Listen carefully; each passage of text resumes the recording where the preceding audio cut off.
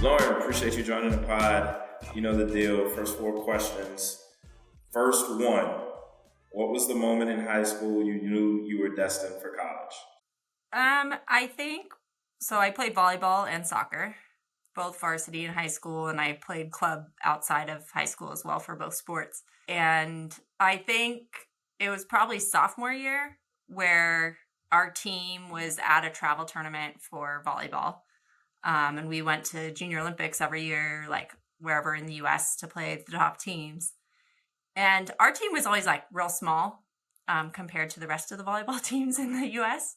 But we were always finishing in the top four, like always staying for playoffs, always there for, semifinals and finals. And I think finally sophomore year, where you're sitting there and those two courts are just surrounded by college recruits, then you start to think, oh, there's something here besides just having fun and playing.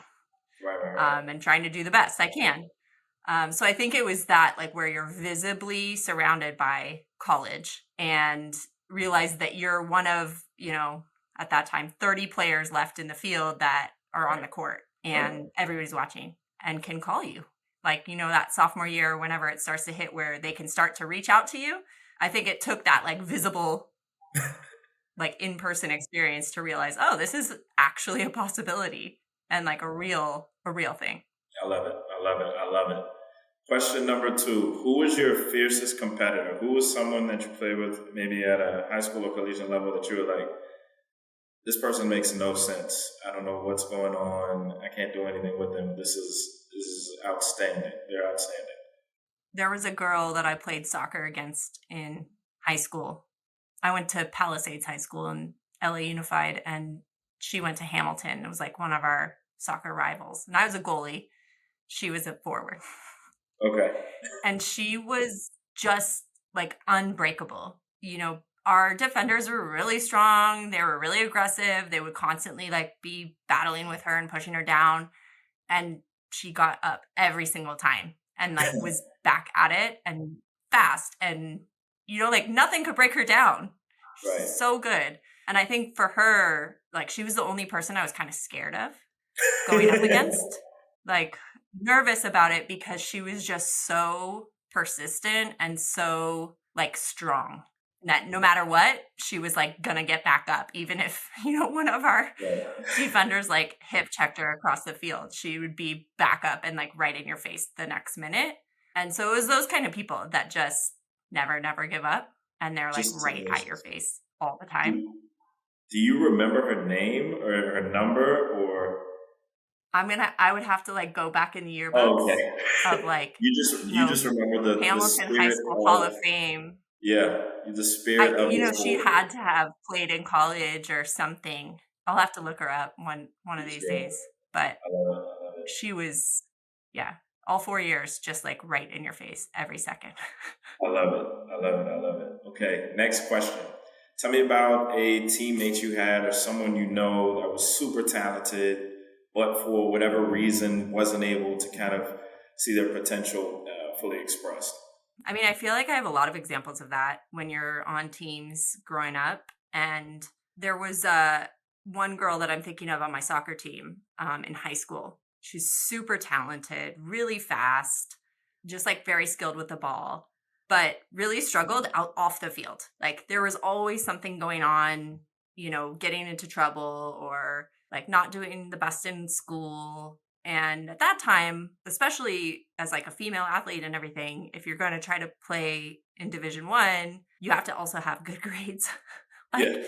You got to do it all, right? To get everything you want and to be at those top schools. And so like on the field, she's killing it. She's doing everything right. She's on the top teams. She's scoring goals, all of those things. But outside of it, like really struggled and didn't have a lot of like push and support to kind of get her through those pieces. So I think later on, she figured it out and she did community college for a while and eventually got into a D1 program. And like I think they won 2 national championships, but it was, a journey. It wasn't like, oh, straight out of high school, right onto that team. And win national championship after national championship. It was like you're one of the top recruits probably, but you don't have the grades to get you into those schools. So, take 2 more years, 2 steps backwards to get to where you want to be. And I think that's hard for people that want to play in college.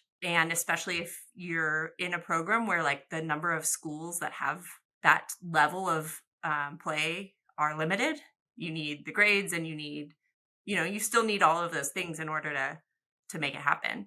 It's a lot for one teenager to manage. It is. Okay. Well, shouts out to her. I'm happy it has a positive story that it ended up working out. Next question. Question number 4. What is the nicest thing a coach has ever done for you? I think I talked a little bit about this, but when I was in high school, one of my volleyball club coach was a all-time Hall of Fame beach volleyball player. His name was Gene Selznick. And he was very demanding, like seriously high expectations for our team and how we could perform, and super, super knowledgeable about the game. But at the time, like to be that competitive, a lot of our teams we would go up against were like very strict about the diet you had to do and very strict about everything about their teams, especially on the women's side, I feel like. But he just let us be people, like let us be kids. And he would bring us like cake at our tournaments, and all the other teams are like eating celery sticks. And he's like, kids, have a cake. We went to New Orleans one time for a tournament and he took us out dancing. I love it. And I think that it wasn't like one gesture or one thing. I mean, he was very hard and direct as a coach, but he also like taught us that you can have a life too. You can live outside of the sport and you can enjoy your life and you can do the things you want and have fun and be good on the court at the same time. I love that. Shout out to Gene, man. You still talk to him? I mean, the stories about Gene are endless. I love it. It might be a separate episode, Stories of Gene. I feel like there's tons of cool stuff in there, little nuggets. So you have like an amazing journey to entrepreneurship, which we're going to get to, of course, because I love your company. But talk me through, you're a 2-sport athlete, you go to an Ivy League school. It's like everything, I don't know if people can draw that any better, right? Like if someone's thinking like, what do we want for our kids? It's like, I want them to play sports. I want them to get a good education. They've done those 2 things. You're done. You're a senior. Where is your mind? When did it start to settle into you that this thing was coming to an end? Was it at a point during your college career, or was it like after? I think it was probably maybe maybe junior year of college, where, I mean, there's not a lot of opportunity for professional volleyball or like anywhere you're going to go unless you're going to play, for Team USA or something, which, there's people, I'm 5'11". People, there were plenty of girls that are like 6'2", 6'4" that could go play in the Olympics. It wasn't going to be me. So I feel like, there's that realization in the first place that there's not a lot more to aspire to after playing D1 and, you go to NCAAs, you have those things. And so I think at that point you start to realize like, I'm not going to play pro, and I have a lot of other interests too. As you taking classes in college, I was learning and I had internships around the city, and I, had other jobs that I was working on the side too. And so you just start to kind of put the pieces together of, something's going to happen when I graduate, and I figure out what that is going to be. And I think this also for my parents, there was zero expectation that anything was going to happen in the world of sports outside of you're going to get a job after college. And I think for a long time, even when I went to school, I wanted to be in that world. I wanted to be like a trainer, physical therapist, do something that was still related to athletics. And then I think as I just explored in college and learned different things, I realized my interests were sort of not there. It's something I still love, but I felt like I could contribute in other ways. I love it. So you recognize that, all right, I'm a junior. there isn't a professional volleyball league at the time. There is now. There is now. But Yes. at the time, there wasn't.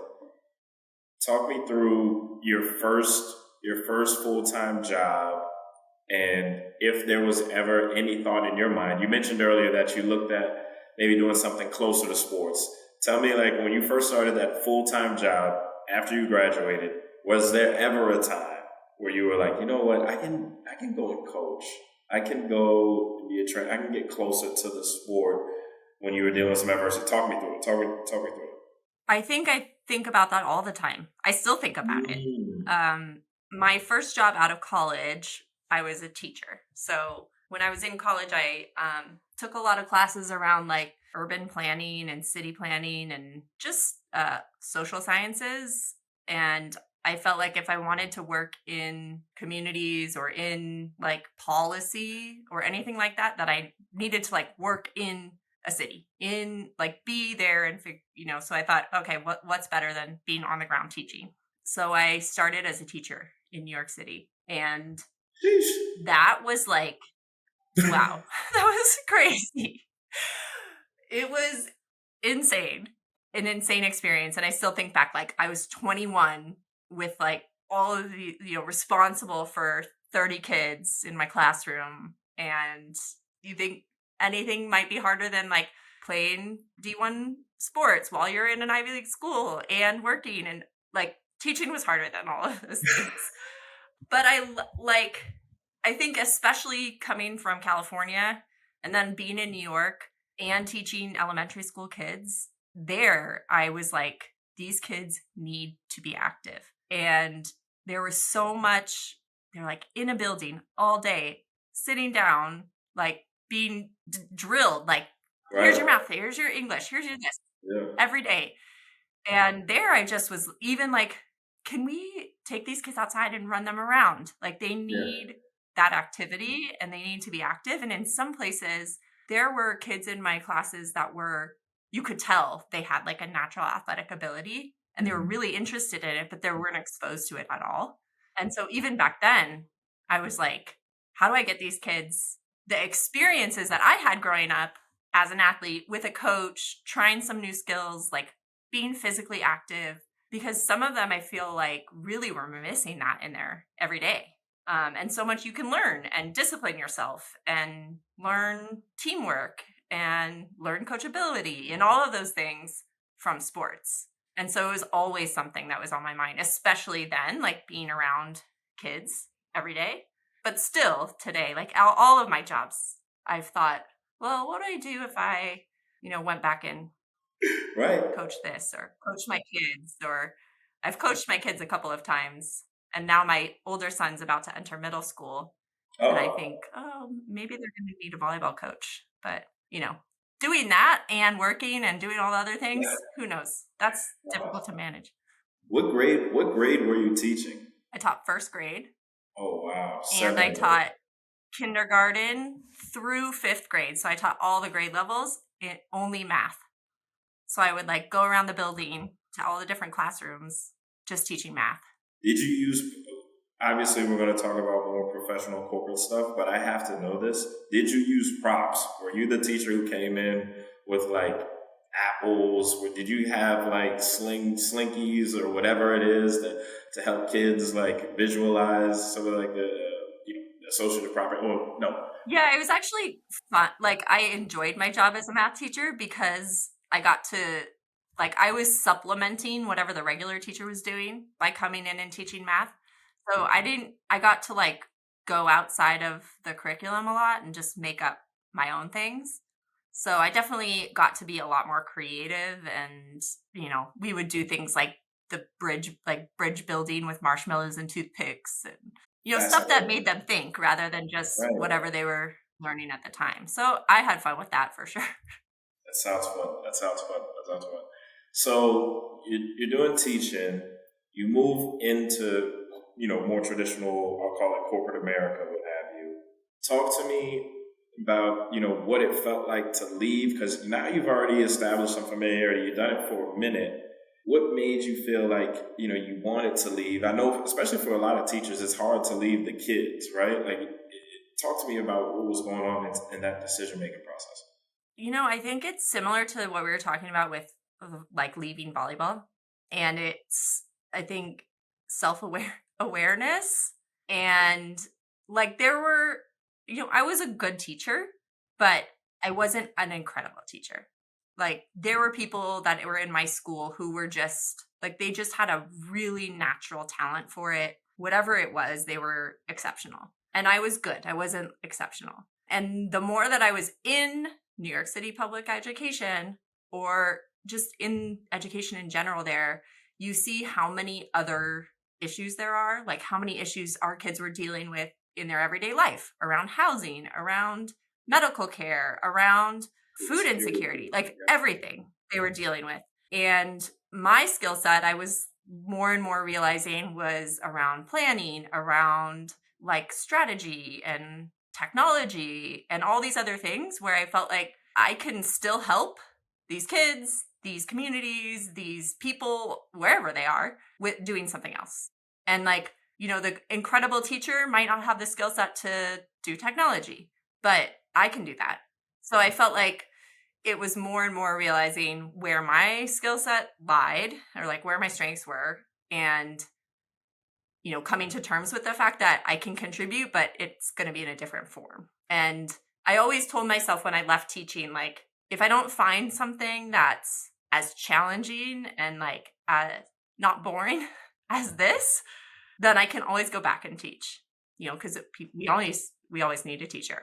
So I kind of said that to myself, like, if I don't continue to be challenged and feel that way in my career, then I know this is here and how it feels to do that. So that was kind of how I left. Still not knowing exactly what that was going to lead to, but settled in the fact that I could contribute in other ways. Right. Love it. And I think the thing that's really interesting there is like the self-awareness around, okay, and the theme kind of, I think, in your life, you can correct me if I'm wrong, is that you have an altruistic mindset. You want to help the whole. And in doing so, you recognize like, all right, teaching has a direct impact on that, but so too does, being able to influence strategy around how to better support the greater community, right? And if that's something that I have more of a knack for, why don't I just naturally transition to that or develop the skills to be able to do that, etc. Which kind of leads me to the next phase. I'm not going to say this is a phase in your life. I don't know how you're describing the different phases, but you find yourself in Europe, and I'll allow you to give a little color about how you got to Europe. But talk to me about, your understanding of corporate America, the role that it plays in people's lives, and the social elements associated with that, and then comparing that to your life in Europe, because I think that's really fascinating and something people would love to hear about. Yes. So after I left teaching, I worked in a variety of roles, mostly in the public sector in the US, LA, New York, and was in like technology implementation type of role. So for the school district, implementing a new teacher evaluation system, and going from a classroom up until this like huge bureaucracy, and adjusting to those things, and just how long everything takes. all of the things associated with being in this much more like business type of setting and politicalness around it. And so I did various roles throughout for a while until my husband got a job offer to move to London. And it was never anything I had considered. I'd always been like very committed to my community here in LA, and working in the settings that I'd worked in, like very focused on the US and education systems, and Right. like our support for urban communities here in LA. It was just out of the blue. So we moved and decided to take that risk, which was yet another like leap of who knows what's going to come from this, but we're going to try. So we up and moved to London with 2 small kids, and it was a whole lesson in life. Like everything you think, oh, they speak English, we speak English. Like it can't be that hard to adjust to this, but everything's different. And settling into that, and then like transitioning career too over to a different country where I've worked in public sector US for so long, it doesn't necessarily translate to the UK. And every job I started looking for there, it was like back to zero. You don't have the experience, you don't understand our systems. That's not how it works here. So I went back to the start basically and tried to figure out how, like, again, the self-awareness, like what are my core skill sets of the things that I can execute on, and how do I find myself a career there. So I started like, probably 3 levels behind what I was doing in the US as like a contract project manager, and then, worked my way up in that role. But I was working for like a large corporate transport company. Totally different again. And just navigating everything, like, you do speak the same language, but everything is different. And in the corporate world as well, like very buttoned up, very like they think that Americans are just overly excited about everything. And so really having to sort of tone down and, you know, fit in with the way that they work over there. So the whole experience was kind of wild, but amazing at the same time. I love it. I love it. And I guess going on to like the wild cultural differences, what did you notice about, the Londoners, I'll call them, their like relationship to work versus like the American relationship to work? Ooh, um, we should talk about this so we can bring it over here. Um, I found there's a very clear divide between like I'm off work and I'm working. Whereas in America, and I think I see this on like social media and stuff all the time, where an American, our out of office reply is like, I will get back to you. I'll be checking my messages. You know, I'll have my phone with me, even if I'm in a hospital bed, like I'll get back to you. And there it is much different. Like you are expected to take a holiday. You're expected for it to be completely uncontactable. Like nobody's going to reach out to you for help. Nobody's going to ask you a question while you're off. And there's just this really clear divide of I'm working, but I also have a life, and an expectation that like people should have that space when they're off, and people plan for it, which is I think another thing that happens here, because you're always reachable and you're expected to always be reachable. People don't, train the people that work around you to cover for you while you're off. So we rely on being able to contact you, whereas there the expectation is they're gone, and they're gone for 2 weeks, so somebody else is going to have to be able to do their job Right. if it gets there, right? Like somebody has to cover for that. So it's very different. I mean, I had my second son like within the first couple of weeks of us being there. Wow. And after my first son here, I went back to work after 10 weeks. And there I was home with him for 5 months, which was just like unheard of. And I went back to work and people were like, why are you here? You have a 5-month-old baby at home? Why are you here? Like, what? You shouldn't be back yet. And I, coming from the US was like, I had so long at home with him. This feels normal to be back at work. Like I left my other child after 10 weeks and they were just, I mean, it's unreal to them to think that somebody would do that. The Yeah. youngest child is listening to this and feels very special.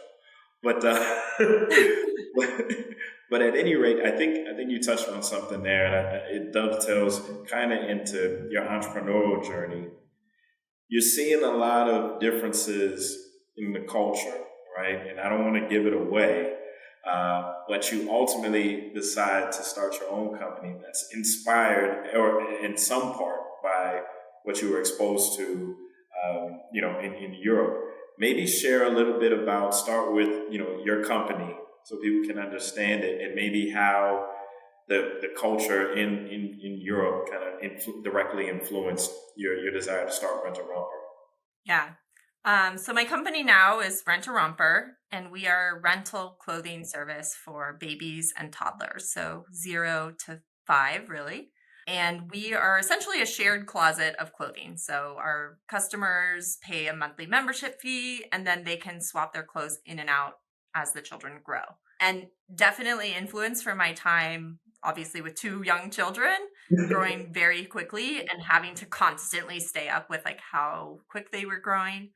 And during those years when they were very young was when we were living in London. And there, thrifting and like your local charity shop is what they call it, or thrift shop was on every street. Every corner had a local charity shop. It was very common for people to, one, offload their kids' things to the charity shop and then to take things out as well.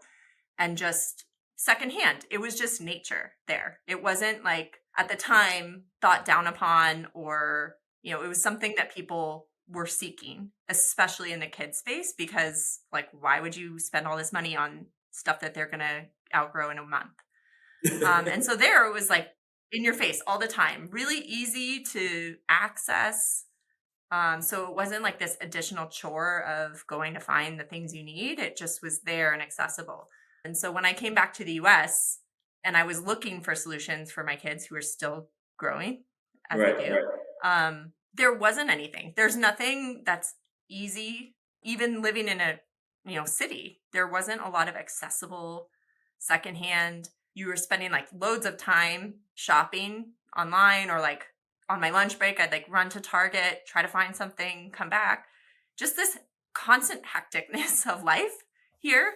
And then trying to fit that in as well. So I was looking for, not only is there a way to do this in a convenient way that makes my life easier, where over there it's just part of your life, where I'm not scrolling and shopping constantly. And so it kind of came from that of, one, just make it accessible for people here to access that market, the secondhand space, and make it easy, just convenient, deliver to your home, just as you would like Amazon and everything else that we do every day and expect here, to be able to do that and like save yourself time and money and the environment. Yeah, I love it. I love the concept. I love everything about it. When I think of Europeans, I think of the fact that they like leave their babies outside in strollers and stuff like that for extended amounts of time, and I'm like, wow, this is definitely different. Because I don't think my mom would ever leave me alone for more than like a minute. I don't think she does that now. I love you, mom, by the way. But to that end, we understand and we see like the track, like, you being like a civil servant and you always finding ways to get back to the community, which is amazing. Talk to me about the jump into entrepreneurship, because that's a different leap, right? Like you being responsible for something, for a company, for other people, right? Especially when you add this sort of communal and altruistic element to it. Now people are depending on these sorts of goods and services and stuff like that. What gave you, I don't want to say the strength, because you already had that, but that sort of extra to say like, all right, you know what? I'm starting it. What happened? So I think I used to be very risk averse, and I think moving to London like ripped the band-aid off, and now I am much more willing to risk. I mean, moving abroad with a kid and a kid in my belly, like it was a Right. big risk. Yeah. Knowing nobody. So, and it panned out. Like it was a great experience. Yes, it was hard. Yes, all those things, but it's something that I like really value as a, part of my life. And so ever since that jump, I think I've been more willing to try things and see how they go. And this in particular like was just on my mind every day, every night for probably a year. And at the time, I was working for the transportation company and I was working it for our head of IT. So always exposed to like the startup space and, all these tech companies Right. trying to come pitch to us about how they can make our buses run faster, or how they can, Deliver XYZ right. data Yeah. system. Yeah. And so you're just exposed all the time. Okay, this person who I didn't know started their own thing and I could do that. Like, so exposure to the startup space where you see people over and over that are taking that leap, thinking of an idea and starting it. And so I was around that all the time for about 6 months in the role that I was in. And I was planning to attend a women's conference actually. And so I thought, you know what? Why don't I just like make a business card and pretend when I go to this women's conference, that I started this company. And so I did. I made a business card, which in order to do that, I had to like make a logo in Microsoft Word or whatever I did and put an email on there. And I went to the women's conference talking about as if I was the founder of Rent-A-Romper. And it didn't exist. Like there was nothing. And people were like, you have to do this. If you had started this company now, I would sign up right now. Or like my kids are older, but if you had this when they were young, this is genius. You have to do it. So I just got all this reinforcement immediately of this is a good idea. It's not just a good idea. It's like something that I would sign up for today. So that night I went home and I started an Instagram page. And then the next week I started a website. And the next week I started messaging people on Instagram, all while I was doing a full-time job. So in some ways it wasn't like a full leap. It was like these steps one by one that started to just reinforce that this was an idea worth investing time in. And then, 6 months later, I like had a live website with customers paying. And then, you just had to go from there and keep going and keep building and keep, iterating and getting all the customer feedback we can. So that was in 2020. So now we're 3 years in, almost 4 years in, and what started as a business card. I love it. One of the things that I think is interesting, it keeps coming up a little bit, is you're saying like, it seems like you're really self-aware in finding what you're good at and then just leveraging that to its umpteen power. Maybe talk to me a little bit about how when you came out of undergrad, you knew what you were good at, right? Like, and how you still evolve and understand better, like what you're good at, right? And what that looks like. Because I think of it as like a process, right? It's like, well, when you probably started playing volleyball, you probably weren't very good. You're 5'11", so you're probably always tall, but you maybe weren't good when you started. I'm just assuming. And you got better over time. How do you now kind of identify what you're good at, not good at, and just your process for that? Yeah, I think it's a work in progress always. I have this poster actually that my son came home with one day from school that says all things are difficult before they're easy. And he like colored it in, at sheet at school. They're learning about how to keep an open mindset. But I have it next to my desk. And I think about that really often. And I think about it with my kids when they like are trying a new sport or, everything is hard the first time and you stick with it and you get better and you get better. And so I think about that in entrepreneurship because everything I do is new. Like I've never done e-commerce before. I've never had a clothing business before. I've never run social media ads before. So everything I have to do is new. And I think the parts that I really struggle with are delegating. So like I want to do it all myself and I want to learn it all and I want to understand the business really well or understand all the pieces really well so then I can, maybe give it to someone else. But I think the skill sets that throughout my career have always the thread through everything is how I work with people and like bring other people together and, drive towards a goal without like an influencer almost, not an influencer in the sense we think of today, but an influencer in leadership. Like I could make our team and get everybody on the same page about what we were trying to do. And I was a captain on my college team for 3 years. And, in my transportation role, I was bringing together like the IT side and the business side together to work on a project. And I see that now too, of like seeing the larger picture and bringing those people together and understanding like that marketing impacts our operational team and that those things come together.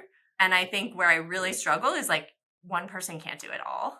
And that's where I still find challenges. Like I'll lean into that strategy and I'll lean into that like vision and collaboration and community every day.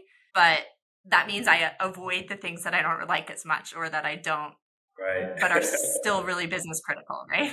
Right. So I think that's where my struggle has been. And it's hard, especially as like I'm a solo founder. So I, like the conversations I have about my own skill set are like with myself. So trying to be honest about that is challenging sometimes because you have to keep going. And sometimes I think like this is just too much. I don't understand how to build XYZ thing, and how to keep going from that is can be difficult. But I guess it's just honesty with yourself. I love it.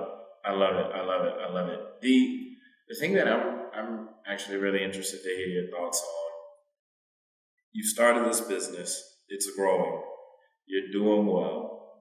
What is one thing you didn't know about entrepreneurship, or one thing you thought you knew about entrepreneurship before you got into it that you look back and you say, you know what, Lauren, that was not true. That you thought that, but that's wrong. I mean, there's so many things entrepreneurship. First, like people Right. say this, but you don't get it until you're in it, right? Like being a founder or being an entrepreneur is hard. It is really hard. Like people will tell you that, oh yeah, it's hard being an entrepreneur, but you don't understand what they're talking about until you're actually in it. And so that's the first thing of like really to my core understanding how challenging it is to start a business and grow a business and maintain a life at the same time and just juggle everything that is on your plate. It's hard. So I mean, I think that's the first lesson is just like I knew that this was going to be challenging, but to the extent that it is, I was blissfully unaware. But I think one part I struggle with now is like it's 2023. I've been doing this for almost 3 years now, or almost 4 years. And it's hard to think like the lessons I know now, like crap, I would have done that so different had it been 2 years ago.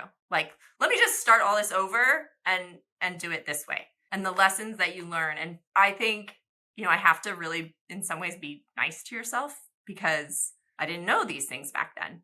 And I was learning and I was experimenting. So it's really hard not to be hypercritical.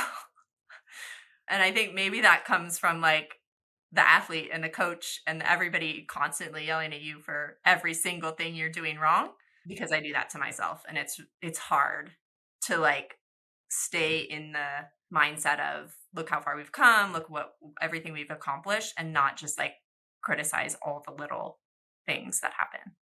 Right. Yeah, I heard it.